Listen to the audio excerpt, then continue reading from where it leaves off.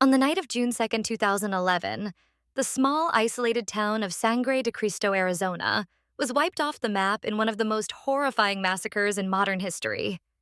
57 lives were lost, and the only man left standing was Francisco Salazar. According to authorities, he was the sole perpetrator, a man who slaughtered an entire town in a single night of madness. But as investigators pieced together the evidence, a far darker and more chilling possibility began to emerge. A camera found in Francisco's possession told a different story, one that suggested he wasn't the murderer, but the only survivor of a nightmare far beyond human comprehension. Despite the footage, Francisco was sentenced to death for the massacre. But even now, over a decade later, questions remain. What really happened in Sangre de Cristo that night? And who, or what, was responsible for the carnage? Sangre de Cristo was the kind of town most people never knew existed. Tucked away in the Arizona desert, it was little more than a handful of buildings and a close-knit population of 57 residents. Life there was quiet, uneventful, and isolated, a place where everyone knew everyone. But beneath the surface of this sleepy town, whispers of strange occurrences circulated among the locals.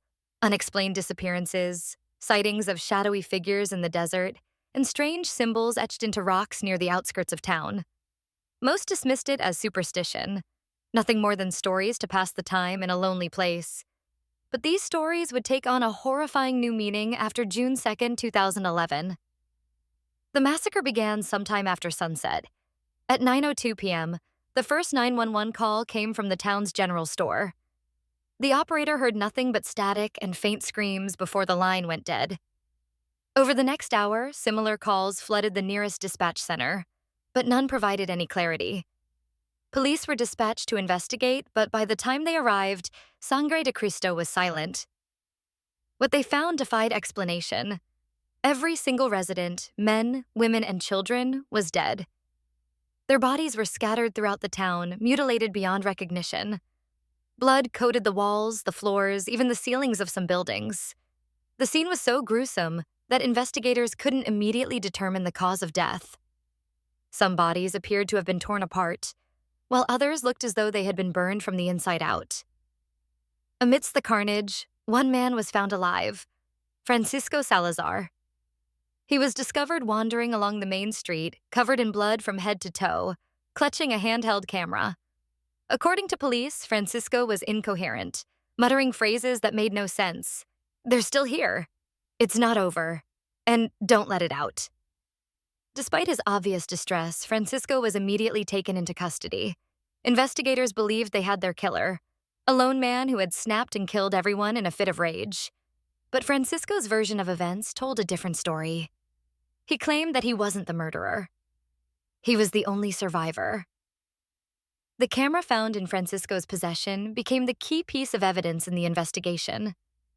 Its footage, though fragmented and chaotic, painted a chilling picture of the events leading up to the massacre. The video began with Francisco walking through the town, documenting the quiet streets as he narrated his thoughts. But then, the footage shifted. At 8:46 p.m., strange noises can be heard in the distance. Low growls, almost animalistic but not quite human. Francisco's voice turns panicked as he begins to run. The camera captures glimpses of shadowy figures darting between buildings, their movements unnaturally fast. Then, the screams start. Blood-curdling cries echo through the town as Francisco's camera captures blurred images of people being dragged into the darkness. The footage ends abruptly with Francisco whispering, "It's coming," before the screen goes black. Despite the footage, authorities dismissed Francisco's claims of supernatural forces. They argued that the video was staged, a desperate attempt to shift blame. The prosecution painted Francisco as a cold-blooded killer who methodically executed the residents of Sangre de Cristo. The jury agreed. In 2012, Francisco Salazar was convicted of 57 counts of first-degree murder and sentenced to death by lethal injection. But even in his final moments, Francisco maintained his innocence. His last words before his execution were chilling. "You're killing the wrong man. It's still out there." On December 13, 2013, Francisco was executed. His death brought no closure, only more questions. To this day, the massacre at Sangre de Cristo remains shrouded in mystery. Some believe Francisco Salazar was a madman who slaughtered an entire town. Others argue that his footage proves something far more sinister, that an inhuman force descended upon the town that night, leaving Francisco as the sole survivor of its wrath. The town of Sangre de Cristo has remained abandoned ever since. Locals in nearby areas refuse to go near it, claiming they still see flickering lights in the windows at night and hear strange noises coming from the ruins.